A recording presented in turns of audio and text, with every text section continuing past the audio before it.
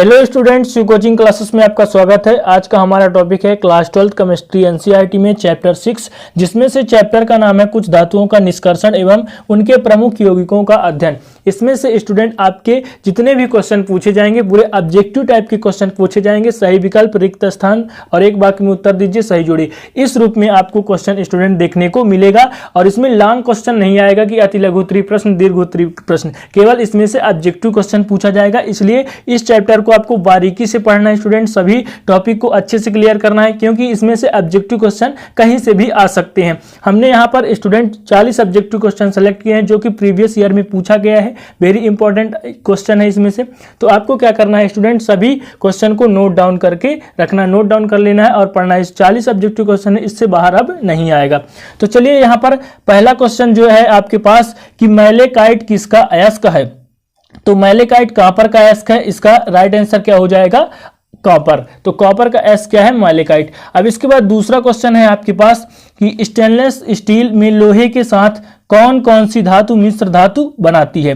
जो stainless steel है student, वह एक मिश्र धातु है। और मिश्र धातु क्या कहलाता है, जब दो धातु, दो या दो से अधिक धातु मिलकर एक नया धातु का निर्माण करते हैं, वहां पर मिश्र धातु कहलाता है। एक निश्चित अनुपात में मिलते हैं। तो यहाँ पर पूछा गया है कि स्टेनलेस स्टील में लोहे के साथ कौन कौन सी धातु मिश्र धातु बनाती है। इसमें ये बता दिया कि लोहे तो मिलाया जाता है, लोहे के साथ और कौन कौन सी धातु हैं जो मिश्र धातु बनाती है। तो यहाँ पर है स्टूडेंट Cr और निकिल, यानी यहाँ पर क्या है, क्रोमियम और निकिल। इसका राइट आंसर हो जाएगा क्रोमियम और निकिल। लोहे के बाद ये दोनों मिश्र धातु हैं। अगला है स्टूडेंट यहाँ पर परगेटिव के रूप में किसका उपयोग किया जाता है। तो इसका राइट आंसर हो जाएगा कैलोमल। क्या हो जाएगा, कैलोमल। इसका राइट आंसर हो जाएगा कि परगेटिव के रूप में किसका उपयोग किया जाता है।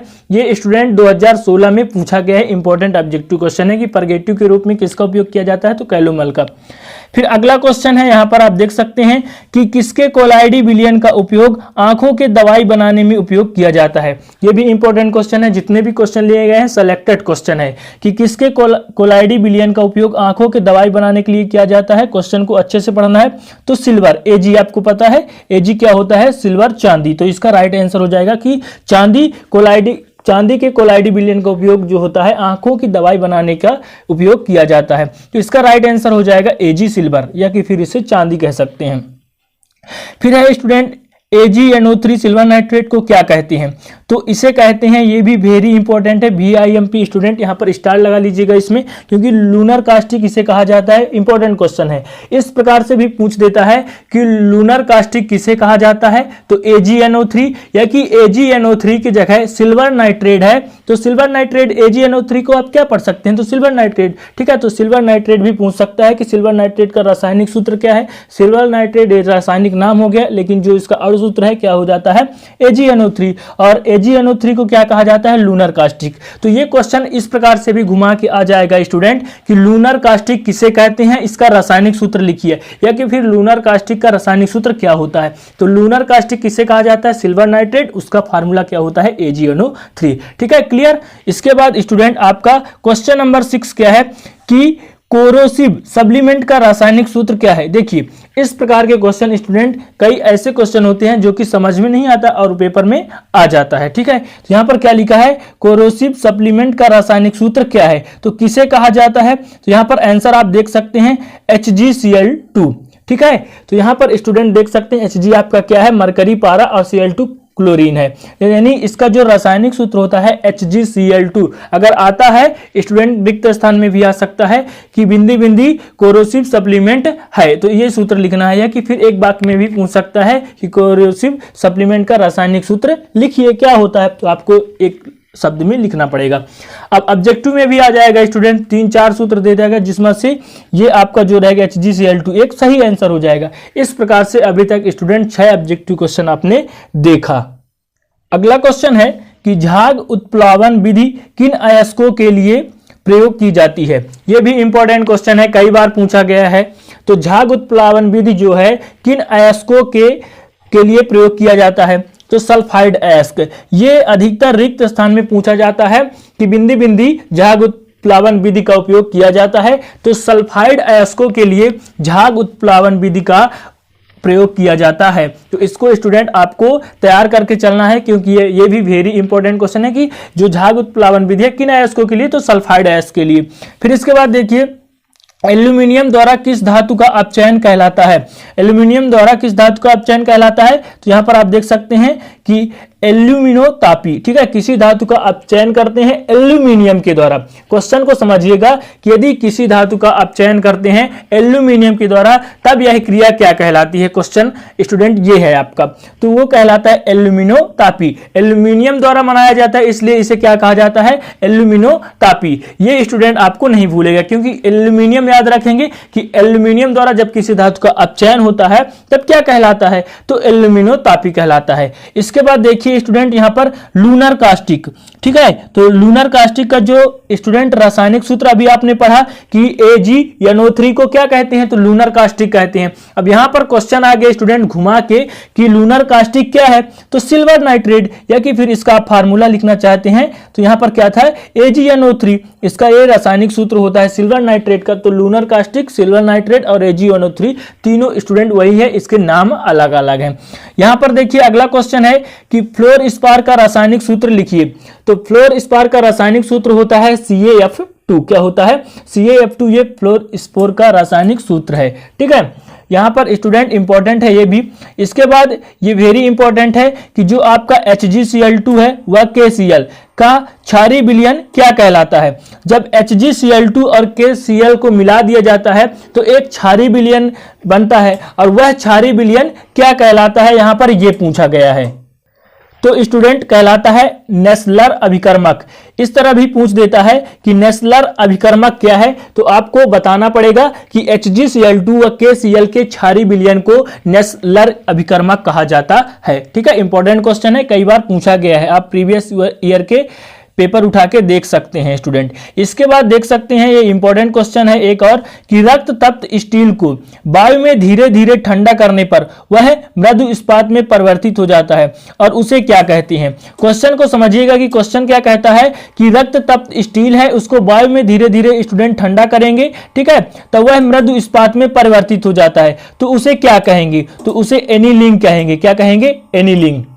अगला क्वेश्चन है कि कैलेमाइन किसका अयस्क है, तो कैलेमाइन स्टूडेंट जिंक का अयस्क है। इसका राइट आंसर हो जाएगा जिंक, ठीक है। तो यहां पर भी इस प्रकार के क्वेश्चन भी आ जाते हैं। जितने भी स्टूडेंट धातु हैं, जितने भी अयस्क हैं, सभी को 2-2, 3-3 अयस्क आपको तैयार करके चलना है, कि इसलिए कि एग्जाम में पूछ देगा, किसी भी पूछ देगा, जैसे एल्यूमिनियम का बॉक्साइड अयस्क है तो बॉक्साइड किसका अयस्क है, या कि फिर एल्यूमिनियम के कोई एक अयस्क का नाम लिखिए, तो इस प्रकार से आ जाता है। तो कैलेमाइन किसका अयस्क है, तो जिंक का अयस्क है, ये तैयार होना चाहिए। इसके बाद देखिए कि बात्या भट्टी से प्राप्त Cu2s और स्टूडेंट यहां पर क्या दिया गया है, तथा FeS का मिश्रण क्या कहलाता है, तो वह कहलाता है मैट। क्या कहलाता है, मैट। तो मैट ये भी पूछ देगा कि मैट क्या है, ये इस तरह भी पूछ सकता है, जिस प्रकार से क्वेश्चन दिया गया कि बात्या भट्टी से प्राप्त Cu2 यहां पर स्टूडेंट तथा FeS, ठीक है, तो क्या कहलाता है इसका मिश्रण, तो मैट कहलाता है। यदि पूछ देगा मैट क्या है तो आपको यही लिखना पड़ेगा। इसके बाद देखिए क्वेश्चन नंबर 15 है कि प्रदंडन से किस धातु का शोधन किया जाता है, तो कॉपर। प्रदंडन से किस धातु का शोधन किया जाता है, तो कॉपर का जो शोधन है प्रदंडन विधि से किया जाता है, ठीक है, कॉपर धातु का। फिर इसके बाद देखिए अगला है कि हार्न सिल्वर का रासायनिक सूत्र क्या है, तो हार्न सिल्वर का रासायनिक सूत्र हो जाएगा AgCl। AgCl इसका क्या हो जाएगा, राइट आंसर। देखिए यहां पर स्टूडेंट पूछा गया है सिल्वर, तो Ag को तो सिल्वर कहा जाता है, आपको पता है, किंतु यहां पर पूछा है हार्न सिल्वर का रासायनिक सूत्र क्या होता है, AgCl। इस प्रकार से भी पूछ सकता है कि AgCl को क्या कहते हैं, तो हार्न सिल्वर कहते हैं। और सही जोड़ी में भी दे सकता है, एक तरफ AgCl लिख देगा, एक तरफ हार्न सिल्वर नीचे लिख देगा, आपको मिलान करना पड़ेगा। तो हार्न सिल्वर किसे कहा जाता है, AgCl को। इसके बाद अगला क्वेश्चन यहां पर देखिए कि कठोर इस्पात को गर्म कर धीरे धीरे ठंडा करने की विधि क्या कहलाती है। आपके पास स्टूडेंट कठोर इस्पात है, इसको जब गर्म करते हैं और गर्म करने के बाद क्या करते हैं, धीरे धीरे ठंडा होने के लिए रख देते हैं, तो यह विधि क्या कहलाती है, यह विधि कहलाती है तापानुशीतन। क्या कहलाती है, तापानुशीतन इसका राइट आंसर होगा। यानी यहां पर क्या करते हैं, ताप से स्टूडेंट ठंडा करते हैं, शीतल करते हैं, तो तापानुशीतन आप याद कर सकते हैं सिंपल तरीके से।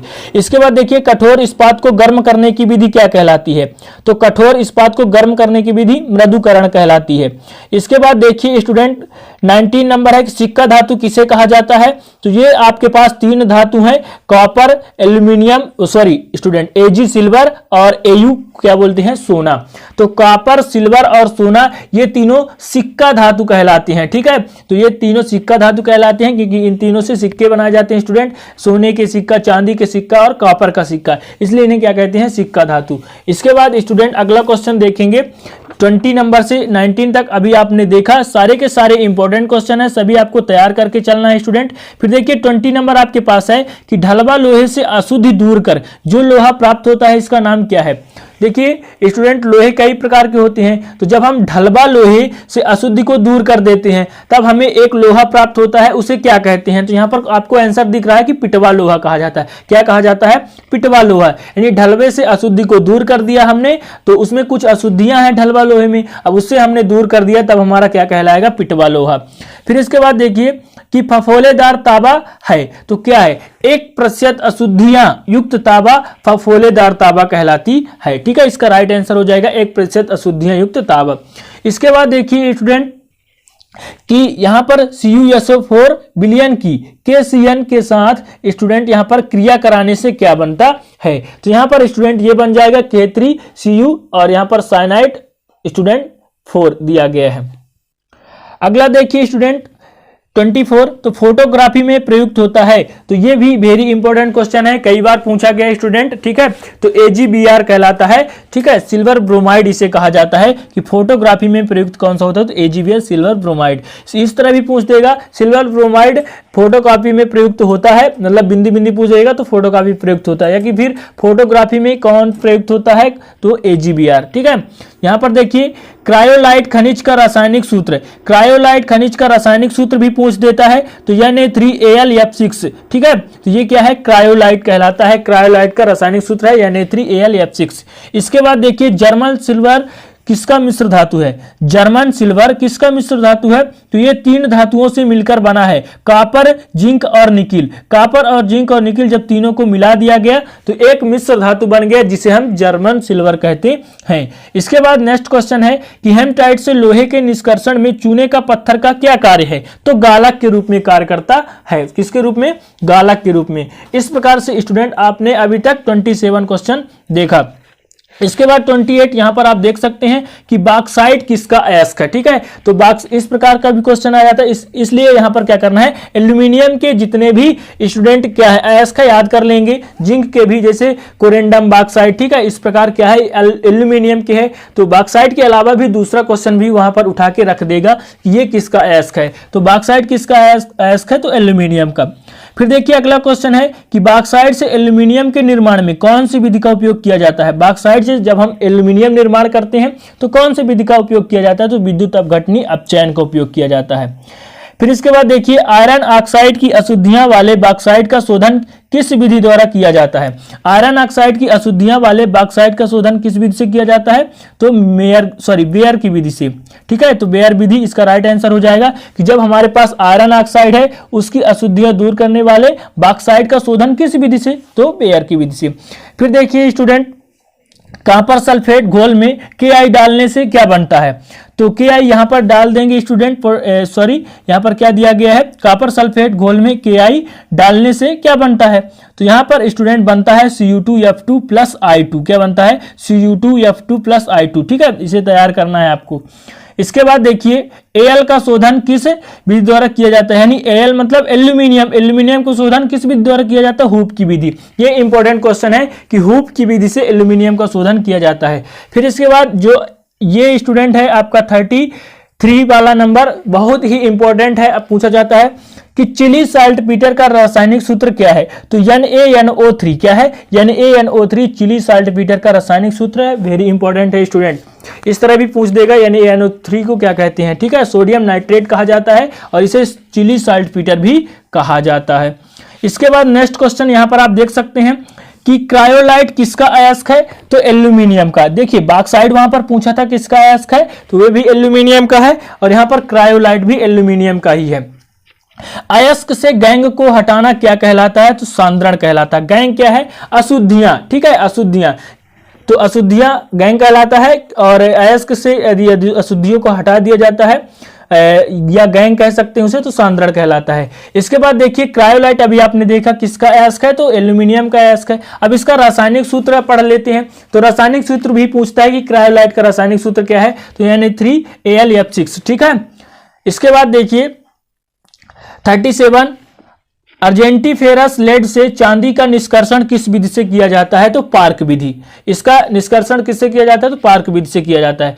फिर इसके बाद देखिए 39 नंबर कि आयरन प्राप्त करने का प्रमुख अयस्क कौन सा है, तो हेमेटाइट। हेमेटाइट ये प्रमुख अयस्क है आयरन प्राप्त करने के लिए। फिर इसके बाद देखिए इस्पात को अमोनिया के वातावरण में गर्म करने की विधि क्या कहलाती है। इस्पात को अमोनिया के वातावरण में जब हम गर्म करेंगे तब यह विधि क्या कहलाती है, तो क्वेश्चन को अच्छे से समझिएगा। तब ये कहलाती है नाइट्राइडीकरण। क्या कहलाती है, नाइट्राइडीकरण।